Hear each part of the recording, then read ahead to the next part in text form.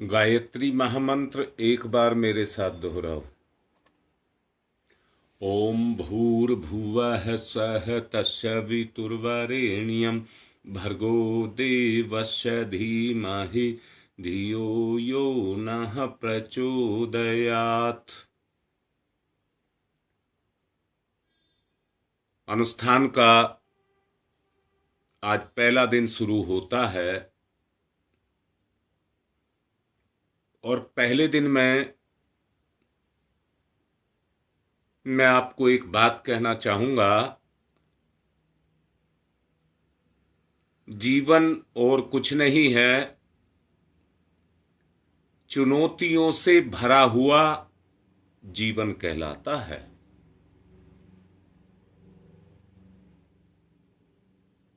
अब यहां पर एक बात समझना, चुनौती जिसके सामने आएगी मुसीबत बनकर के सामने आएगी और आने वाले से कहती है आ मेरा मुकाबला कर और मुझको जीत। यहां मैं अपनी बात को शुरू करने से पहले एक बात बताना चाहूंगा। बिल्ली जब अपने बच्चे को शिकार करना सिखाती है तो वो बिल्ली चूहे को घेर करके बच्चे के सामने लाती है और बच्चे को उकसाती है कि इससे खेल।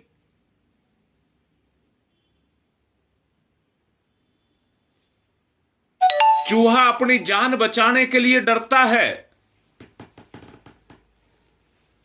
और इधर उधर भागता है।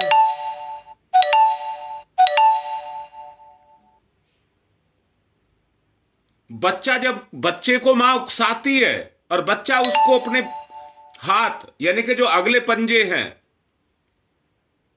उनसे छेड़ता है,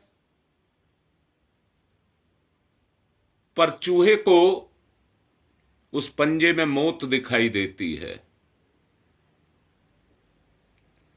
वो अपनी जान बचाने के लिए चारों तरफ भागता है, परंतु खेल खेल में बच्चा भी अभ्यस्त होने लग जाता है और उसी पंजे के बल पर कभी भी देखना, बहुत कम बिल्ली सीधा चूहे को लपकेगी, पहले उसका पंजा मारेगी और चूहा पंजे के भय से मरता है, अपनी मौत मरता है। बिल्ली नहीं मारती है, वो अपनी मौत मरता है। चुनौती भी ईश्वर की तरफ से दिए गए वो संकट हैं, मुसीबतें हैं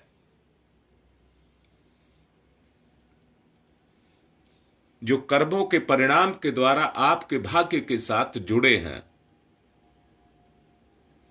कैसी विचित्र लीला ईश्वर की है कि ईश्वर ने जीवन को खेल भी बनाया तो चुनौतियों से खेलने के लिए बनाया है। जो कमजोर प्रकृति के होते हैं, चूहे की तरह होते हैं, वो डर जाते हैं। जो मजबूत प्रकृति के होते हैं वो उस खेल में खेल को खेलते हैं। मैंने ही आपसे कहा था कि देवता और राक्षस भी आपके सामने छोटे हैं। जिंदगी आपकी है, आपसे बाहर कुछ नहीं है, आपको बाहर कहीं जाना ही नहीं है। अपने ही जीवन में झांक करके देखो,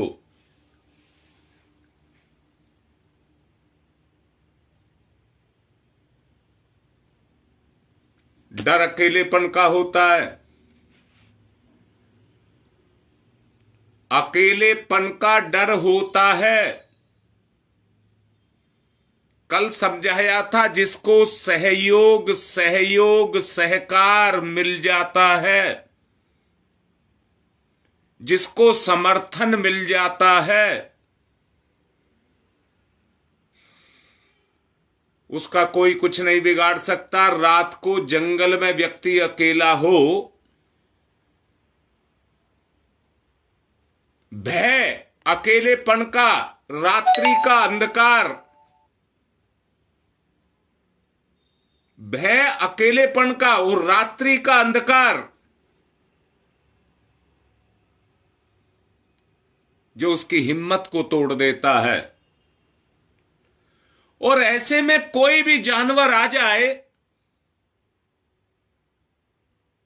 भय तो पहले ही खाया हुआ था, मुकाबला करने की हिम्मत नहीं होती है। दूसरा, बिरलों में ही भागने की भी हिम्मत होती है। ऐसे व्यक्ति उस समय उस चुनौती में फंस जाते हैं, असहाय और असमर्थ महसूस करते हैं।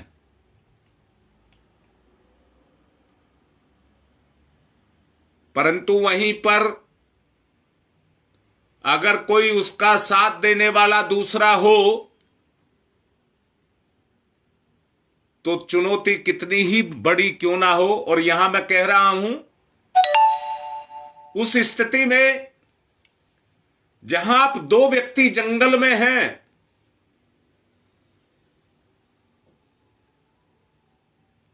तो दो एक दूसरे का साथ होने से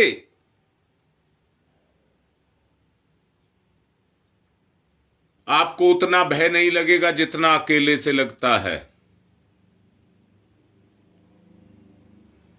आपस में बात करते हुए चलेंगे तो वो उसका भय निकालेगा, वो उसका भय निकालेगा। चुनौती जब आएगी तो दोनों पर आएगी, अकेले पर नहीं आएगी, दोनों पर आएगी। अगर रात्रि में जंगल में दो व्यक्ति साथ हैं तो दोनों पर आएगी, और अगर चुनौती आई है तो दोनों मिलकर के उसका मुकाबला कर लेंगे, यानी कि मुकाबला करने की हिम्मत पैदा हो जाती है। जैसा मैंने कहा, कर्म हमारे चुनौती हैं, जो कर्म हमने किए हैं। अच्छा, अकेला कर्म भी नहीं करता है।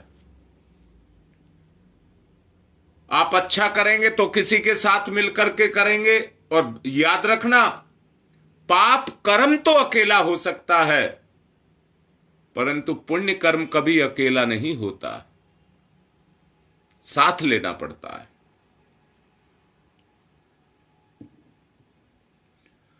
अब ये बहुत अच्छे से सोचने की आवश्यकता है। मैं पहली एक बात पर जोर देना चाहूंगा, ये तो भूमिका है।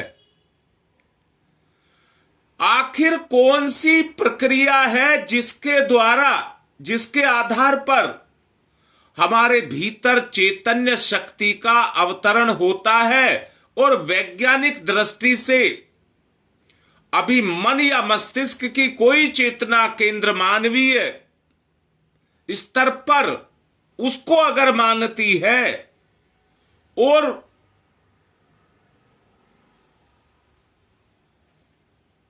उस चुनौतियों को स्वीकार करती है, तो वो है हमारा मस्तिष्क, वो है हमारा मस्तिष्क।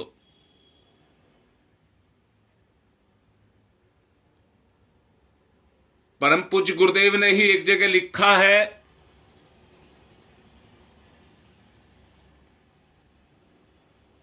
इस मस्तिष्क का जो वेट है, वजन है, वो लगभग 1300 ग्राम बताया है। इसके अंदर ऐसा क्या घटता है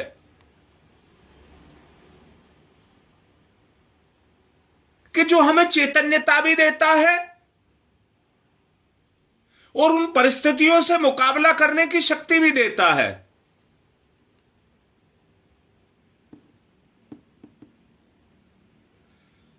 क्या घटता है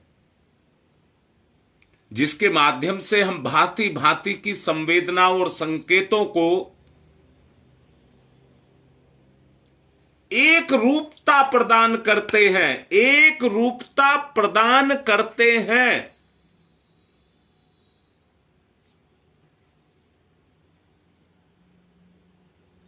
उसमें सक्षम भी होते हैं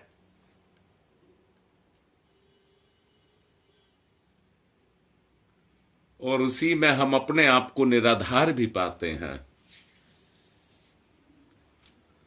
इस मस्तिष्क में कुछ तो ऐसा घटित होता है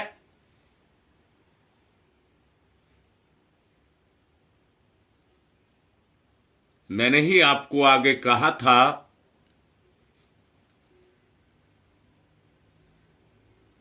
संस्कृति, सभ्यता बाह्य क्षेत्र में काम करने वाली शक्ति है। बाहर जो काम करती है वो सभ्यता है, अंदर जो काम करती है उसको संस्कृति कहते हैं।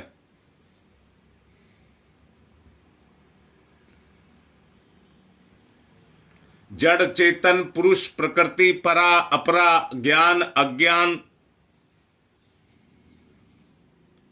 और विज्ञान, ये हमारे आधार रहे हैं। उस ज्ञान तक पहुंचने के, उस स्थिति तक पहुंचने के ये हमारे आधार रहे हैं। इसी आधार पर सत्य का खोज की जाती है।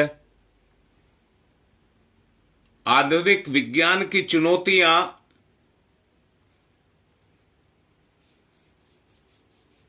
बड़ी ही प्रसिद्ध हैं।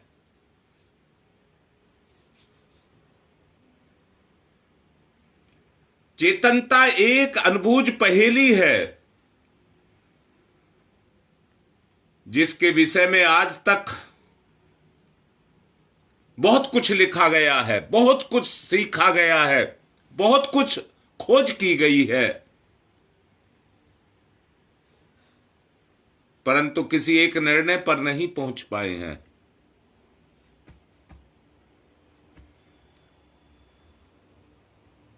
भारतीय अध्यात्म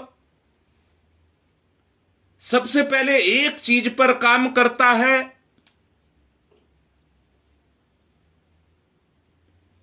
ये जो चुनौतियां हैं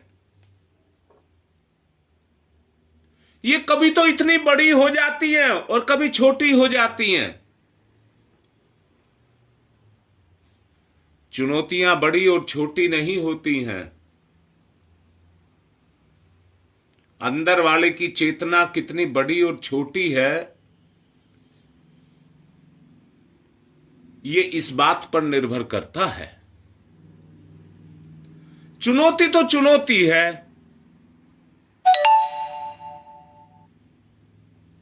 ऐसे भी आदमी हैं जो अपने मन से कहते हैं मेरी मुसीबतों, मेरे दुखों, मेरे कर्मों आओ, मैं तुम्हारा मुकाबला करूंगा। परंतु हम में से ऐसे भी हैं जो छुप करके अपने जीवन को जीना चाहते हैं,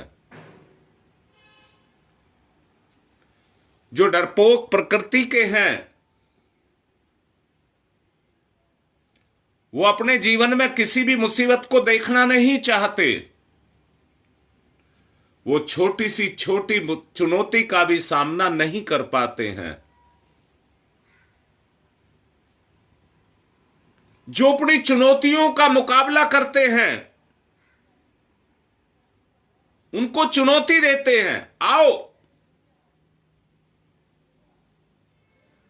वास्तव में वो ऐसे व्यक्ति अपनी जिंदगी के रास्ते को साफ करते हैं।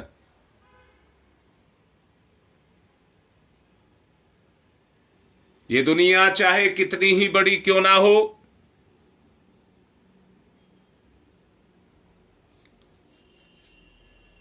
उस दुनिया में छुपी हुई, कर्मों के कारण उत्पन्न हुई जो चुनौतियां हैं उनका मुकाबला करने के लिए तैयार रहते हैं। बहुत अध्ययन करने की आवश्यकता है,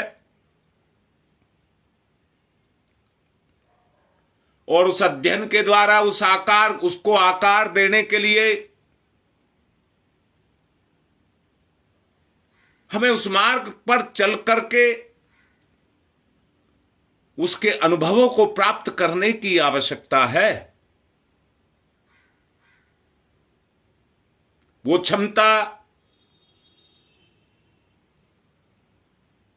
जो उन चुनौतियों को समझ सके, जिसकी समझ वो चुनौतियां आती हैं, मुकाबला करने की शक्ति भी उसी के अंदर पैदा होती है। याद रखना, एक व्यक्ति वो है जो सामान्यतया अपने जीवन को जीता है।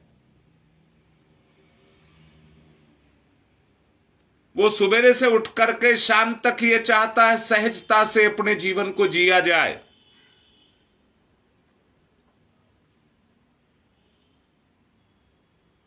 परंतु जो व्यक्ति जिसका उद्देश्य अपने जिंदगी को, अपने जीवन को, अपने प्रारब्धों को साफ करना है, वो उन चुनौतियों का मुकाबला करने के लिए आज का जीवन मिला, आ जाओ जितनियों को आना है, वो उनका मुकाबला करने के लिए तैयार रहता है। जैसा गुप्ता जी लिख रहे हैं, ऐसा व्यक्ति कर्मवीर कहलाता है, कर्मवीर।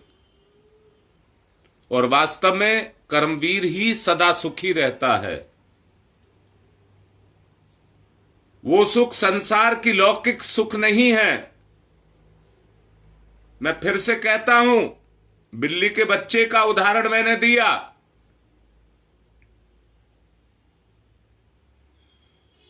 चूहा डरपोक होने के कारण बेमौत मारा जाता है। अगर चूहा भी मुकाबला करता, भगवान ने उसको जितनी क्षमताएं दी थी, वो भी बिल्ली को हानि उतनी पहुंचाता। ये तो दिख गया कि बिल्ली सामने मेरी मौत खड़ी है। अगर वो बिल्ली का भी मुकाबला करता तो बिल्ली को मस्ती नहीं आती उसके साथ खेल करके। उसको भी अपने जीवन का, बिल्ली को भी अपने जीवन का डर लगता। हाथी इतना बड़ा होता है परंतु छोटी सी चींटी से मारा जाता है। छोटी सी चींटी से मारा जाता है। हाथी को हर वक्त डर लगता है चींटी से, इसलिए अपनी नाक में, मुंह में पानी भर के रखता है। जब भी खतरा देखता है तो अपने सूंड को मुंह में दे करके और उसमें से पानी निकाल करके फुवारा छोड़ देता है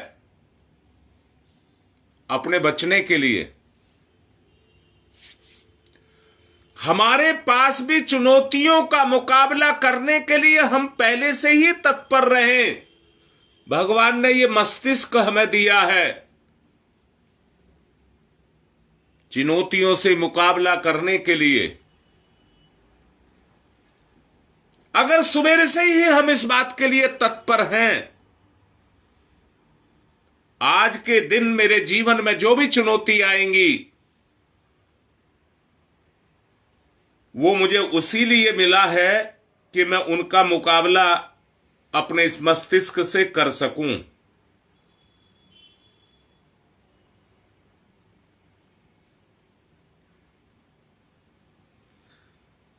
अब मैं ध्यान की तरफ चलने के लिए कहूंगा। समय हो चुका है, ध्यान की तरफ चलें।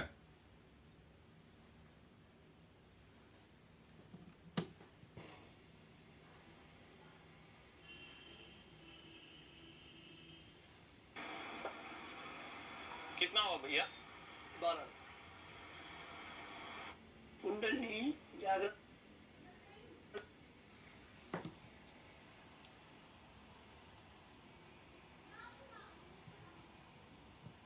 क्षणा शांत।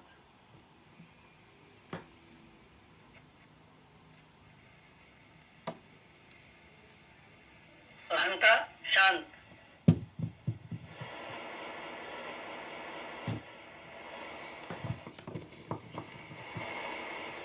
उद्विग्नता शांत,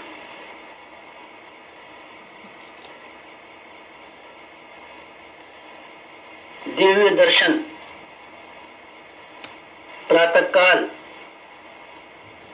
पूर्व दिशा, स्वर्णिम सूर्योदय,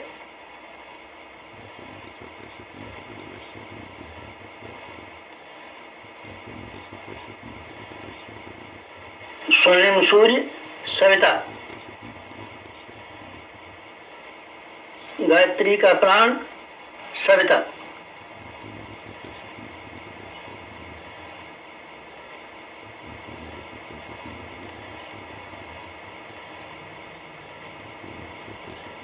सविता, इष्ट, लक्ष्य, उपास्य,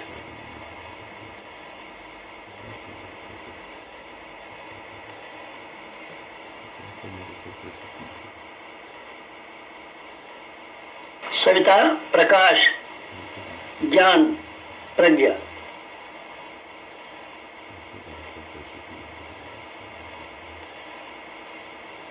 सविता, अग्नि, ऊर्जा, ब्रह्मशक्ति,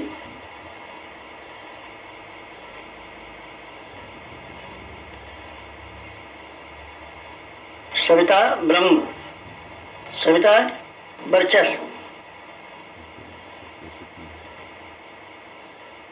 ब्रह्म वर्चस्व, सविता,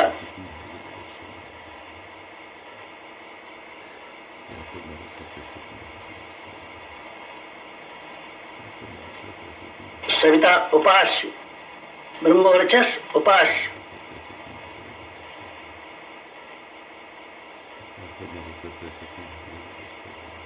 एकत्व, अद्वैत, साधक का सविता को समर्पण,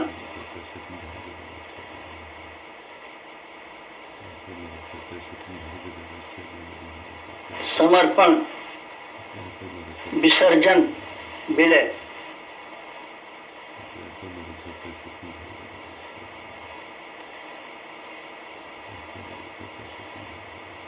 साधक सविता एक, भक्त भगवान एक, एकत्व, अद्वैत।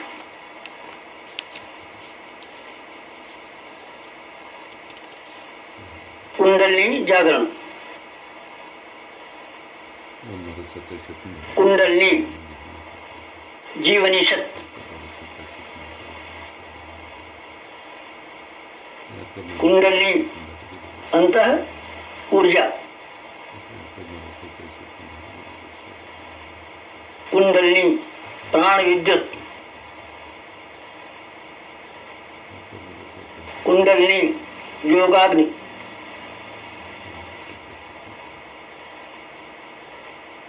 कुंडलिनी ब्रह्म ज्योति,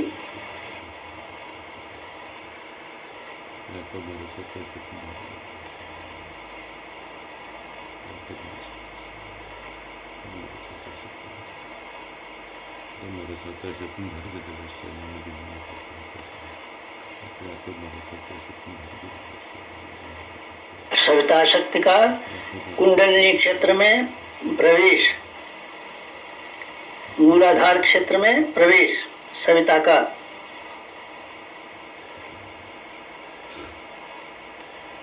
प्रथम चरण, कुंडलिनी जागरण का प्रथम चरण, मंथन, मंथन, सविता सहयोग से शक्ति क्षेत्र का मंथन,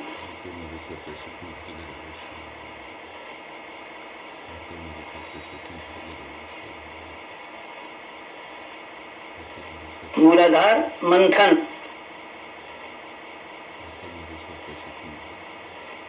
समुद्र मंथन, जीवन मंथन, प्राण मंथन, अग्नि मंथन, मंथन मंथन मंथन,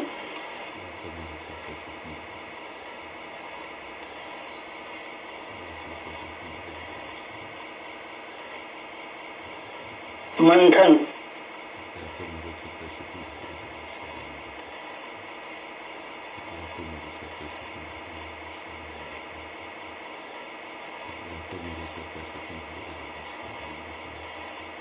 मंथन से अंतः ऊर्जा का संवर्धन,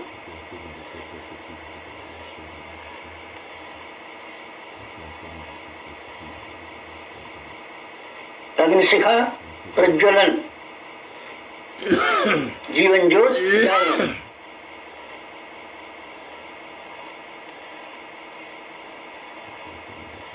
द्वितीय चरण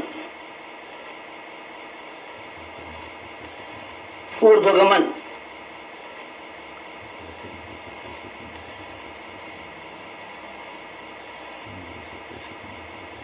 ऊर्ध्वगमन, सविता सहयोग से जागृत शक्ति का ऊर्ध्वगमन,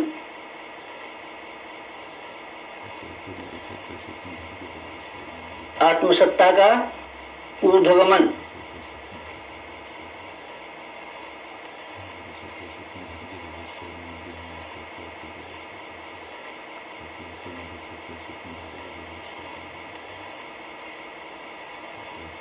कुंडलिनी का ऊर्ध्वगमन,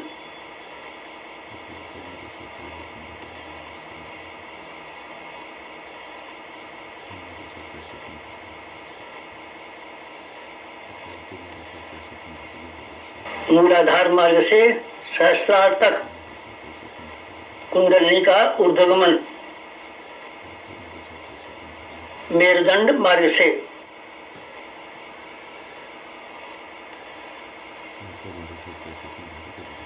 आत्मसत्ता का ऊर्ध्वगमन, भूलोक से ब्रह्मलोक तक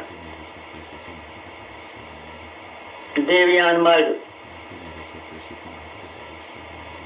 मूलाधार भूलोक, सहस्रार ब्रह्मलोक, मेरुदंड देवयान, कुंडलिनी आत्मशक्ति, जीवनी शक्ति का ऊर्ध्वगमन,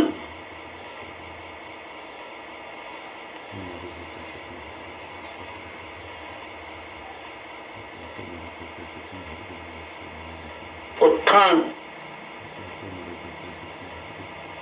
उत्कर्ष, अभ्युदय,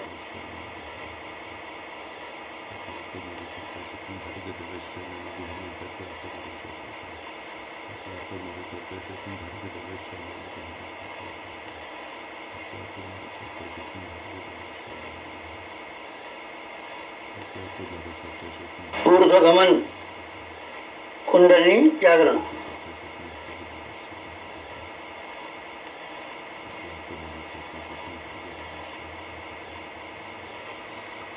तृतीय चरण वेधन, शोधन, जागरण,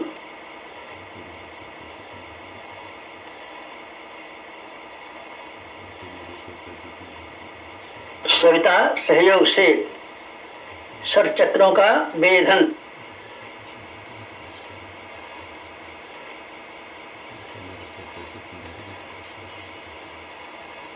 मेरुदंड मार्ग के षट चक्रों का वेधन,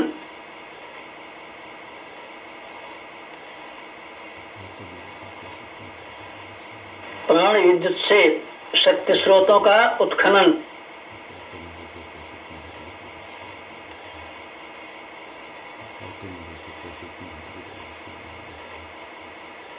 चक्रभेद, शब्दभेद, लक्ष्यभेद,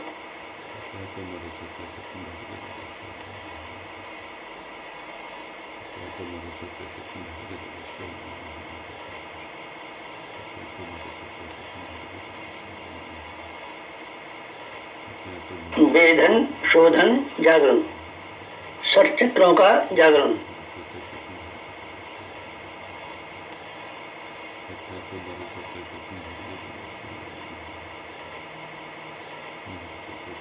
मूलाधार चक्र जागरण,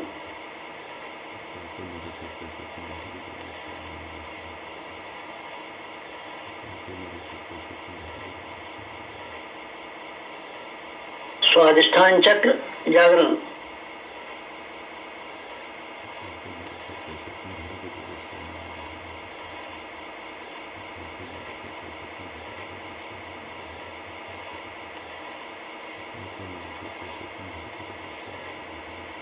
मणिपुर चक्र जागरण,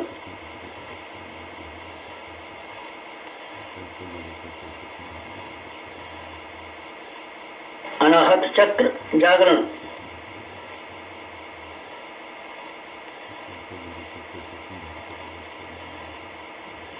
विशुद्ध चक्र जागरण,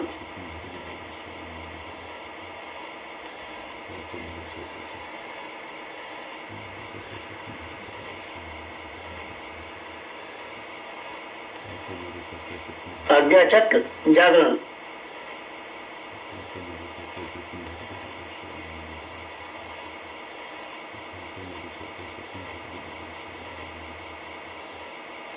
सर चक्र जागरण, कुंडलिनी जागरण,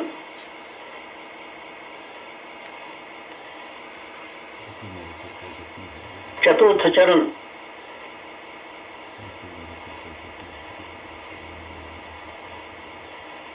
विस्तरण,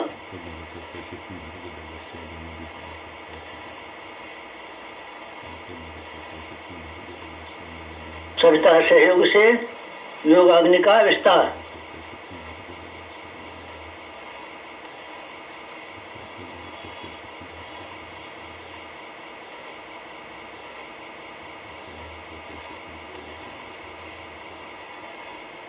मूलाधार का आत्मसत्ता में विस्तार,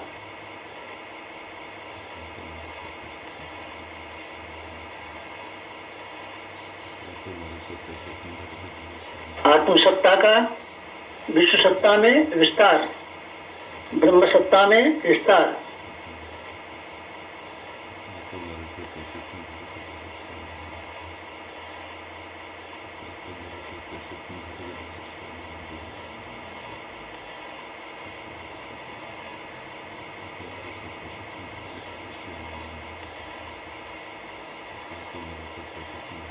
चिनगारी का दावानल में विस्तार,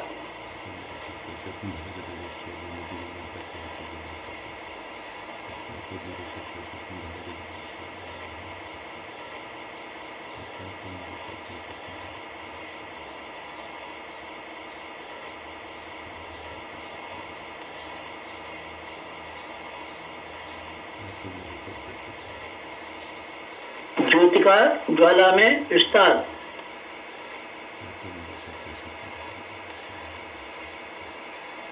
मूलाधार का आत्मसत्ता में, आत्मसत्ता का विश्व सत्ता में, ब्रह्म सत्ता में,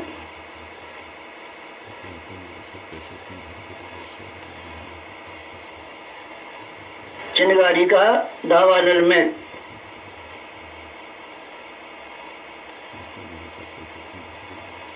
ज्योति का ज्वाला में विस्तार, विस्तरण, जागरण, कुंडलिनी जागरण,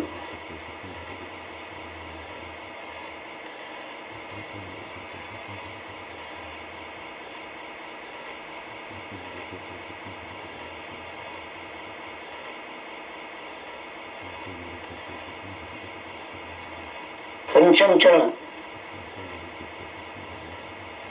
पंचम चरण कुंडलिनी का परिवर्तन,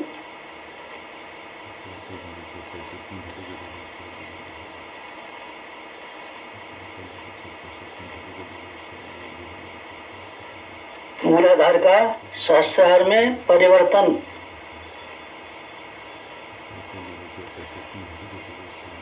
साधक का सविता में परिवर्तन,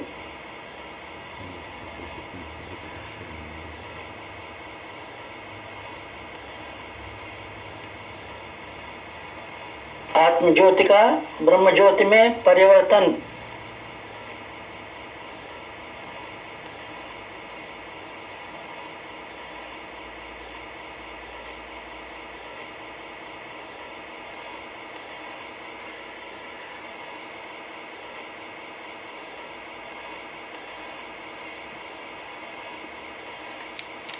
क्षुद्रता का महानता में परिवर्तन,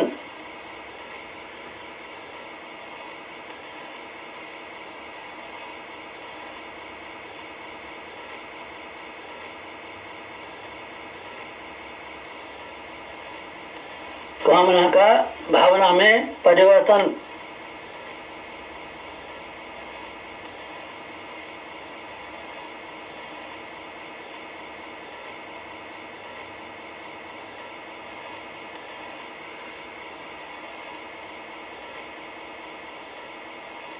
वियोग का संयोग में परिवर्तन,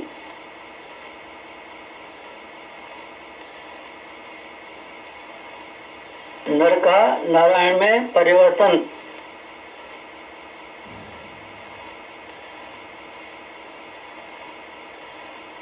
मूलाधार का शास्त्रार में, साधक का सविता में, क्षुद्रता का महानता में, कामना का भावना में परिवर्तन,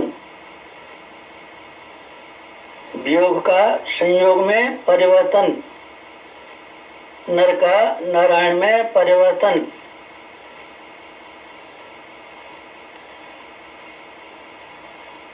परिवर्तन, संवर्धन, जागरण, कुंडलिनी जागरण।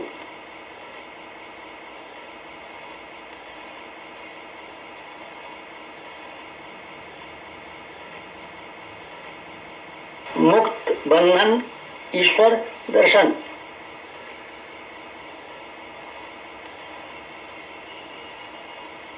कुंडलिनी जागरण, जीवनी शक्ति जागरण, अंत ऊर्जा जागरण,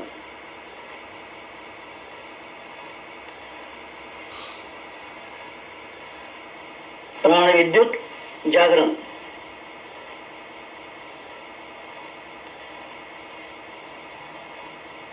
योगाग्नि जागरण, ब्रह्मज्योति जागरण,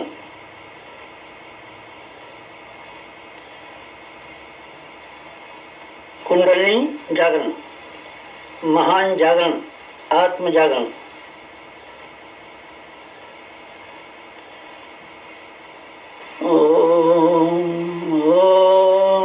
तमसो मा ज्योतिर्गमय,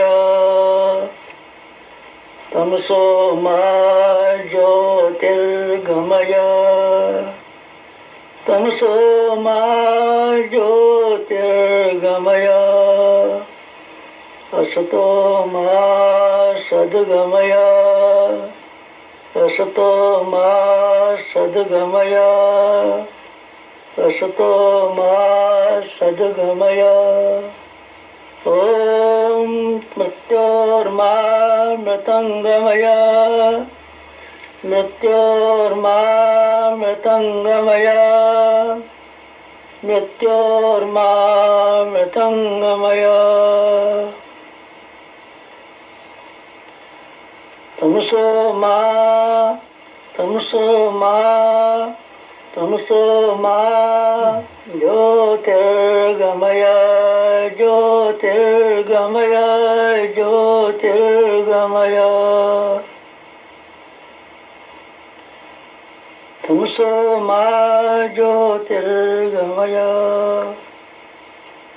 पंचोंकार, पंच कुंडलिनी जागरण के 5 चरण। पंचोंकार।